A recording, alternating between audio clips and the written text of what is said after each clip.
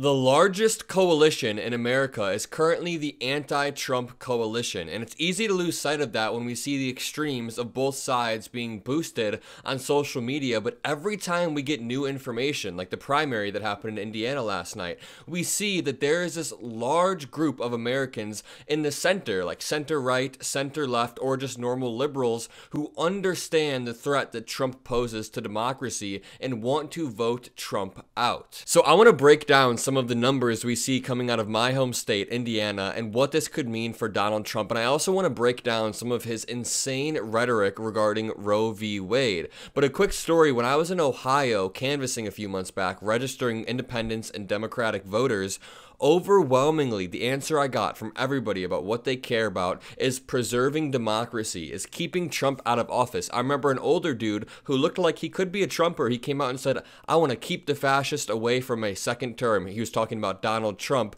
And this actually made me realize that most people understand what is at stake. These people aren't on social media ranting and raving. It makes me think that we are the actual silent majority. But last night in Indiana, when we saw about 75% of the votes counted, Nikki Haley had 21.7% of the vote, or over 100,000 votes. That is no small number, especially considering the fact that Nikki Haley dropped out about 2 months ago, or suspended her campaign rather, and she still ended up getting over 100,000 votes. Trump has a GOP base problem, and he sees this problem manifest every time there's a Republican primary. We also know for a fact that Republicans have underperformed in every single election after 2016. So in 2018, 2020, 2022, they have done especially horrible. But this Politico article reads, unexpected warning signs for Trump in busy Indiana primary.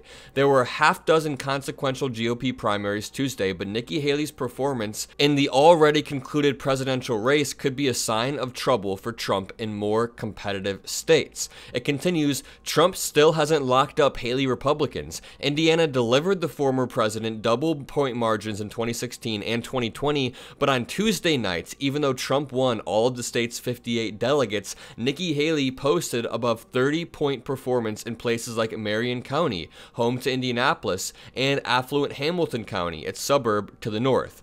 This is where Biden grew Democratic margins in 2020 and where Indiana Democrats have been targeting for years. It's the same kind of place where Trump has been weak throughout the 2024 GOP primary in other states. While virtually no one doubts that Indiana will be in the Trump column come November, Tuesday's results show a durable coalition for Haley. It's indicative of the way the Republican Party is moving. Yes, Donald Trump has many Republicans wrapped around his finger who believe everything he says, but again, there is this coalition of people in the center. Think about people like Mitt Romney or even people like Mike Pence who refuse to endorse Donald Trump. And then you have the people on our side, all of the liberals who will never ever vote for Donald Trump. Then in between those two, you have these independents who are becoming increasingly disillusioned. And I don't think the independents are responding to polling quite yet. I think they're polling likely voters, people that are going to turn out. But as the independents start to come home to the Democratic Party, we should see the polling shift massively. I also want to point out that Republicans have underperformed in every election since Roe v. Wade was overturned. Whether we're talking about special elections or the midterms in 2022,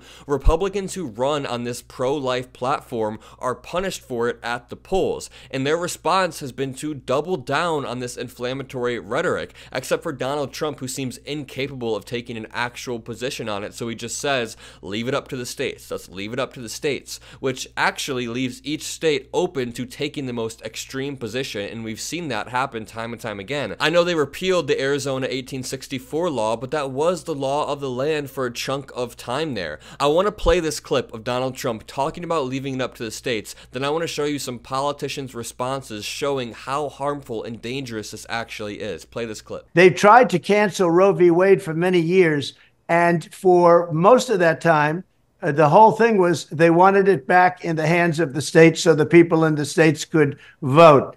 And that's what's happened. And it's working out quite well, actually. Now, Donald Trump said it's working out quite well, but Gavin Newsom responded on Twitter by saying what Donald Trump's version of quite well means. And he posted a screenshot of an article saying, "Girl, 13, gives birth after she was raped and denied abortion in Mississippi. The nearest abortion clinic in Chicago was too far away and too expensive for her mother to provide her with the procedure." It's incredibly heartbreaking, and rather than allowing abortions to be safe, legal, but rare, Republicans would only like them to be available to the richest members of society, people who can take time out of their day and travel across multiple state lines to get one. And remember, Republicans are the ones always saying we need a cohesive family structure, we need a two-parent household, and there is science saying that two-parent households are better, but preventing access to abortion only creates more single-parent households in the long run. I'm sure you can imagine why.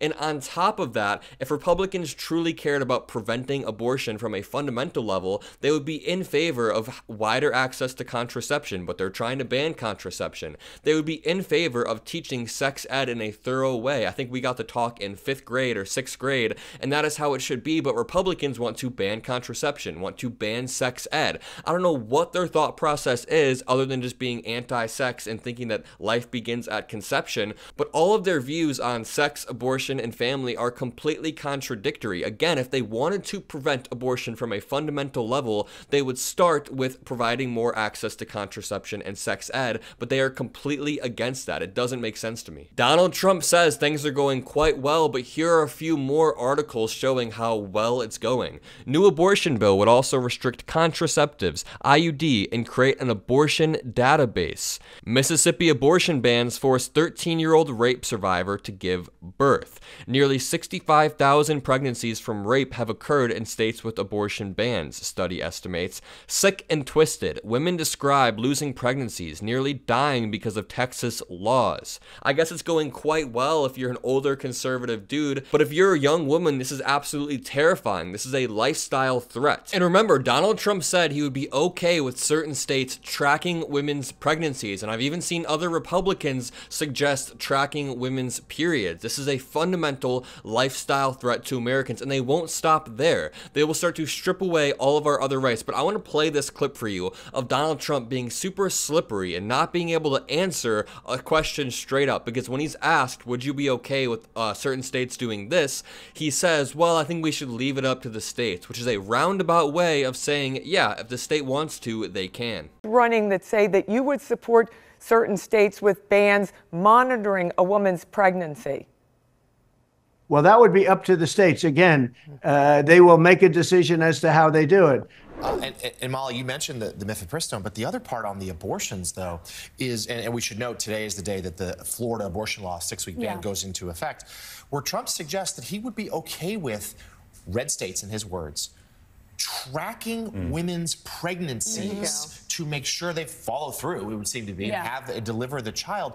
I mean, that is just pure dystopia.